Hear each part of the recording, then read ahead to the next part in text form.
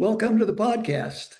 I'm your host, Jim Jorgenson, and today I'll be talking with Dr. Sam Wetherill, Vice President and Chief Pharmacy Officer for Penn State Health. So welcome, Sam. Hey, Mr. Jorgensen, it's a pleasure to be here today with you. Excellent. Let's start with your bio. You have a very interesting background.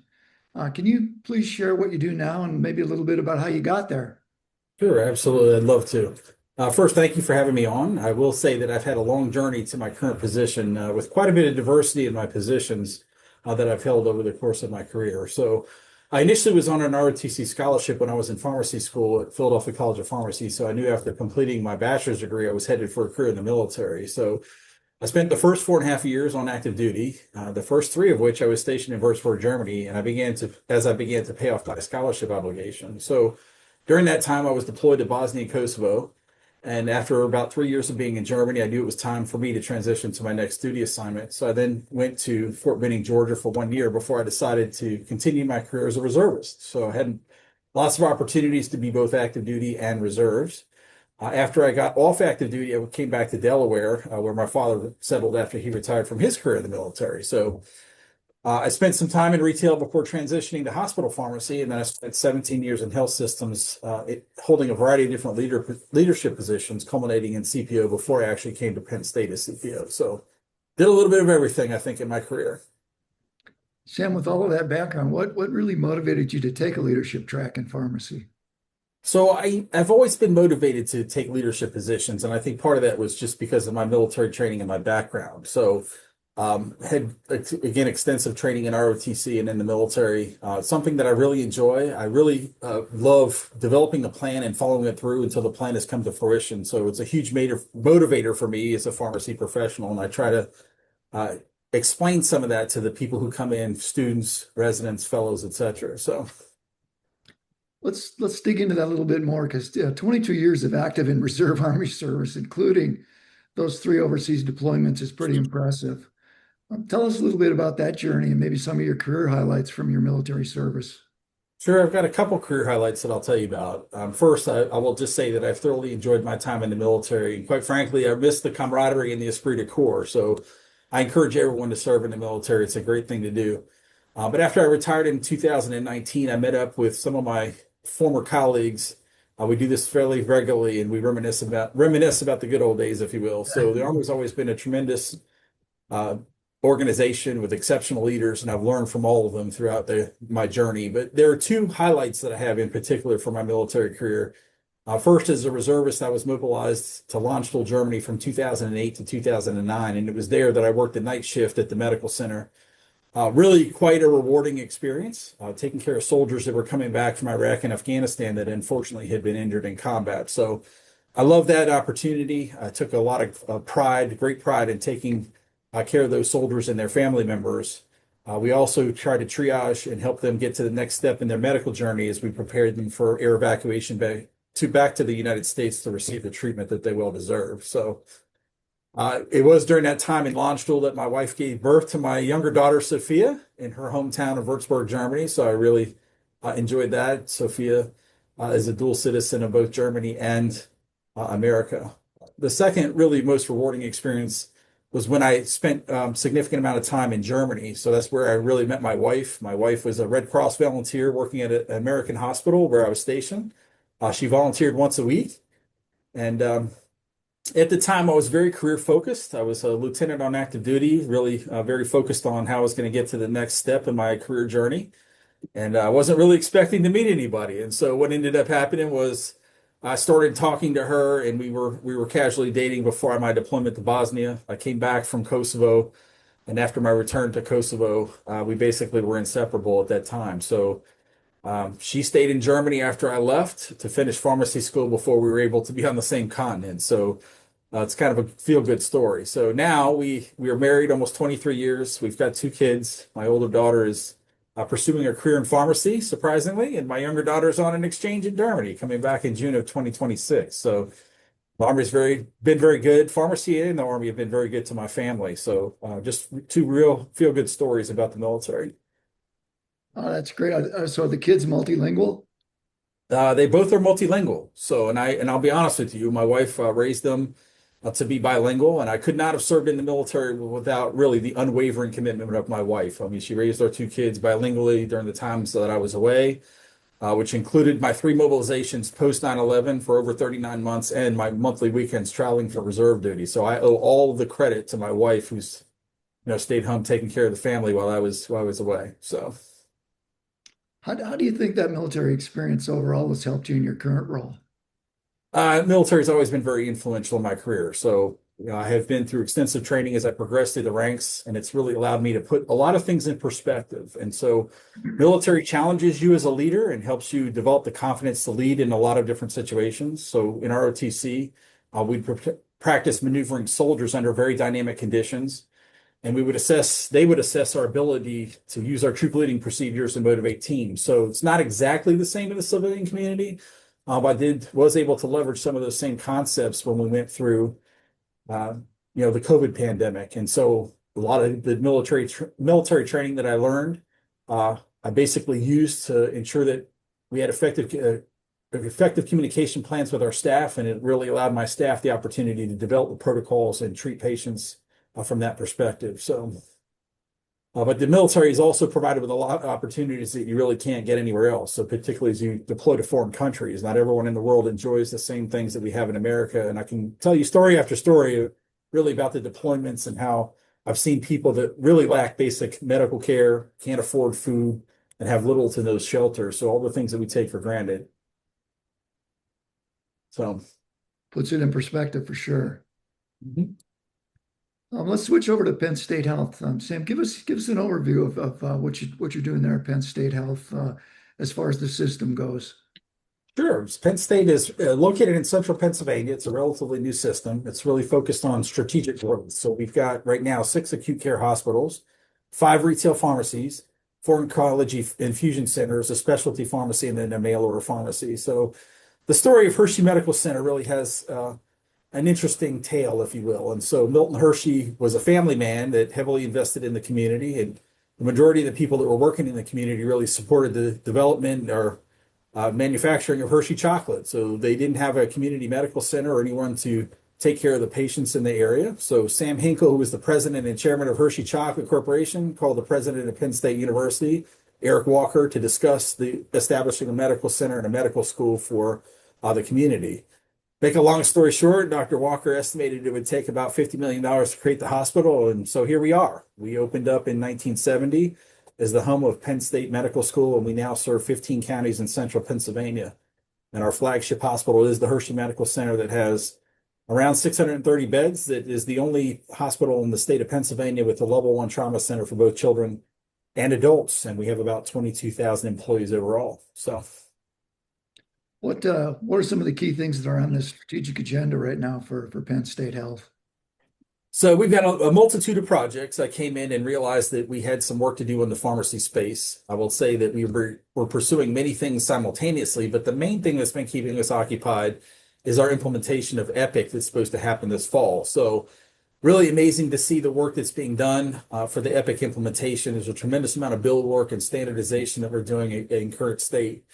But other initiatives that we're working on include, at a high level, really expanding our specialty pharmacy, working with the teams to maximize our 340B program as much as we can, and then looking at non-oncology infusion. So some of our initiatives are probably going to take a little longer just because we know we have Epic implementation, and we're trying to navigate those resource constraints as we move forward to the implementation. Yeah, you're not alone in that. In fact, working all over the country, we call it the epidemic. That's correct. A lot of people either initiating Epic or expanding Epic. Absolutely. And so we're enjoying every bit of it. I think this is really helping the team standardize our practices. We ultimately would love to have physicians be able to transition from hospital to hospital and use the same EHR with the same drugs and the same formulary. So we're making a lot of progress, but still a little bit of work to do before we actually get to the implementation in October. So. Sam, what size are the other hospitals that make up the system? So great question. So we've got 2 of the community hospitals that are right around 125 beds. We have our St. Joseph's Hospital, which is about 240 beds, and then Holy Spirit's around 240 as well. So total beds about 1,500 across the entire system. And how's integration working across the system? A lot of work with the directors and the Epic team to try to standardize a lot of our processes. But right now, what we're really doing is driving most of those types of process changes through our Pharmacy and Therapeutics Committee. So we've got a bunch of different medication use subcommittees that are associated with our P&T committee and trying to drive much of that change through there. I think everyone in the system really understands the need for change, and it's just one day at a time trying to tackle those problems before we get to them. So standard concentrations of our drips, things like, sub-Q insulin infusion protocols, heparin protocols, those are the types of things that we're trying to standardize. So it's been really, outstanding for our team to go through the process to see how it works, but also making sure that we provide continuity of care across the entire Penn State health system landscape, if that makes sense. You mentioned specialty pharmacy and infusion pharmacy. How are you approaching those two vital ambulatory services? So the specialty pharmacy, we are actively looking at expanding. I think right now we're pulling some data to see where we need to provide additional services. Some of what we have is space constraints in the individual practices, but we're going to try to navigate that by doing things in a creative manner with virtual care. But in a lot of those cases, we need to provide better support to the people that are in the clinics. And as soon as we can get our analysis done with data, we're going to see if we can expand into those locations. So, and I think the other one you asked about was infusion. Is that correct? Correct. The infusion center, we're also pulling some data. Unfortunately, at Penn State Health, we've grown beyond the capacity of the four walls of our building. And so essentially what we're trying to do is find ways of updating our IV labs and making sure that we have alternative places to be able to perform some of those infusions. So some of our labs are a little bit older and we're trying to get them caught up to speed to ensure that we've got enough capacity to really take care of some of the newer drugs that are on the market, particularly with gene therapies. So, What would you say some of the biggest challenges you and the pharmacy team are facing? sure, great question. I think that some of this is consistent pretty much across the entire pharmacy landscape. I think one of the challenges that we face are basically seeing a decline in the number of students going into pharmacy. So that from a long-term perspective has got me a little bit nervous. We're not seeing the students go in. So where we can, we try to leverage our relationships with high schools and other areas to encourage people to go into the profession. I will tell you that there's lots of things that you can do with a degree in pharmacy. We see people that are transitioning through as they do their rotations here at our site that have lots of ideas on what they want to do. And it's a great profession to be in. So we want to encourage people to go into the pharmacy. The other issue that we're seeing is, again, same thing with technicians. Recruitment is a big challenge for us. So again, trying to get out in front of the issue and making sure that we're encouraging people to go into those professions is something that's near and dear to our heart. So. Yeah, I think that's definitely a consistent problem. I would say most of the people that we work with across the country, anywhere from 20 to 30% short on where they'd like to be with pharmacy technicians. It's tough. We really try to leverage technology to the greatest extent possible, but in certain cases, you need a technician to be able to run the technology. So it's kind of a catch-22, if you will. But doing everything we can to make sure that their technicians are actively engaged and working at the top of their PTCB license and putting them in positions to make them successful with a career ladder is really a focus for us. Has site neutral payments been an issue for you yet with your infusion services? We have had some challenges, and that's one of the reasons why we are looking at this. I think that most of our infusions right now are oncology based, and so trying to get some of the oncology infusions where they need to be infused, i.e., in the hospital outpatient spaces, but then also taking those things that don't necessarily need to be in the hospital outpatient spaces and move them out is really key for us. So we do have site of care changes that take place all the time, and we want to make sure that we're ahead of the site of care changes and have a place to infuse these patients in the community. You mentioned 340B, and obviously your 340B dish status is really critical for the success of those ambulatory initiatives. Absolutely. What would be the impact for you if 340B was curtailed or eliminated?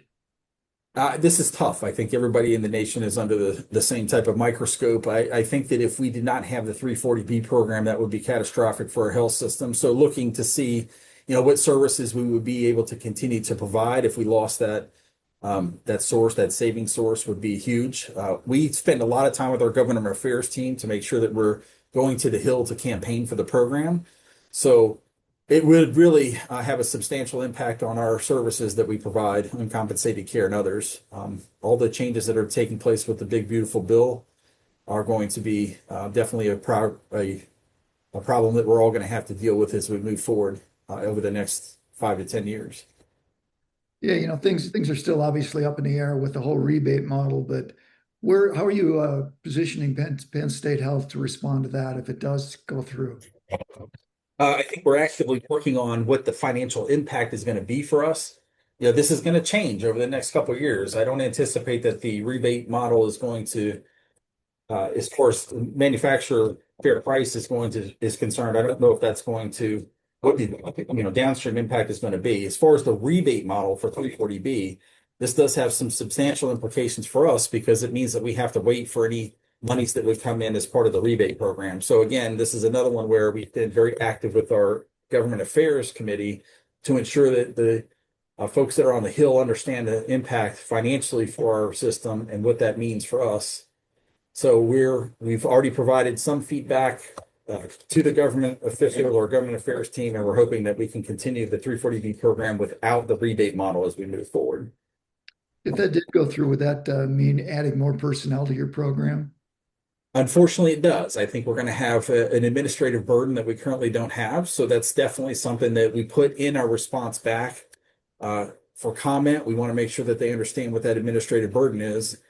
And quite honestly, it's putting the manufacturers in a position where they have almost total control over the program. So we want to make sure that everybody understands what that downstream implications are going to be for health systems that might have a very narrow margin, particularly in our rural areas.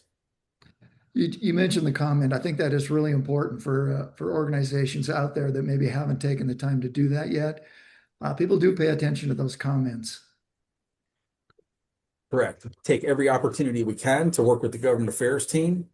So it's one of those situations where if you're not letting your voice be heard, you're missing out. And so not only that, but we also go through other societies that are in the Pennsylvania area, Pennsylvania Society of Health System Pharmacists and others to ensure that our voice is heard. So you noted protecting your position, working with your government affairs team. Anything you're doing in particular to optimize your program? We're doing quite a few things right now.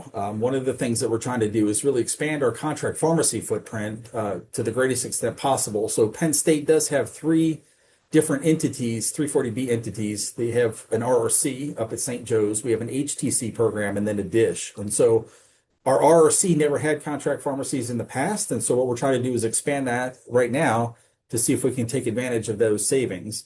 I will tell you from this perspective that we are also maximizing, our registrations for outpatient locations as much as we possibly can, as long as they're qualified and they're filed on the most recent Medicare cost report. So the other challenge that we have in front of us is really, as you mentioned earlier, just trying to keep up with the myriad of legislative initiatives and making sure that we are engaging our government affairs team and making sure that we're ahead of some of the legislative initiatives that are taking place. So.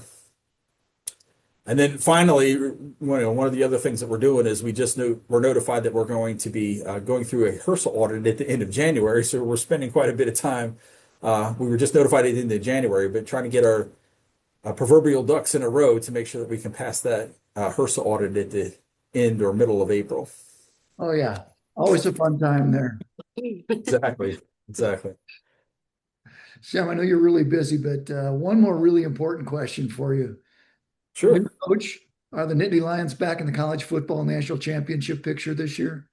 I tell you what, Mr. Jorgenson, that is a great question. I will tell you that our new coach, we're hoping for big things. Mike Campbell had an outstanding reputation at Iowa State and really built a terrific program there. But I will tell you that we've got a lot of diehard Penn State fans at each one of our hospitals. So it's always fun to watch people on Fridays dress up in their jerseys before the game. So quite amazing to really see that esprit de corps. But we're looking for great things. We're also trying to be a little bit realistic.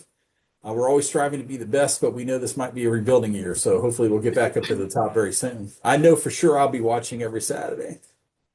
Sam, I was a hockey player in college, and I've been so impressed with the Penn State hockey program. You might have a shot there. We do have a great hockey program, and I know we've had quite a few people that have gone to see games over the course of this season, and we're doing really well. We hope that we can bring a national championship home in hockey this year. So, Well, that's fantastic. Sam, any last health system related thoughts before we wrap up? yeah, I just like to tell people, as you're navigating your career, take advantage of every opportunity that you're presented with. Healthcare right now is very volatile, and it's imperative to dedicate yourself really to lifelong learning to keep up with all the changes that are taking place. So, try to leverage the talents of your team. As leaders, it's really impossible for us to know everything. So you have to, leverage your team and their subject matter expertise. But I will tell you that we appreciate our Visant colleagues. And as we navigate some of these complexities, without the Visant team, we really wouldn't be as successful as we are. So we greatly appreciate the partnership and all the services that you provide to us. So, Well, thank you. And Sam, thanks for spending some time with us today. And congratulations on all the success you and the Penn State Pharmacy team are enjoying. And best wishes for continued success. thank you, sir. We appreciate it. You bet. And thanks everyone for listening.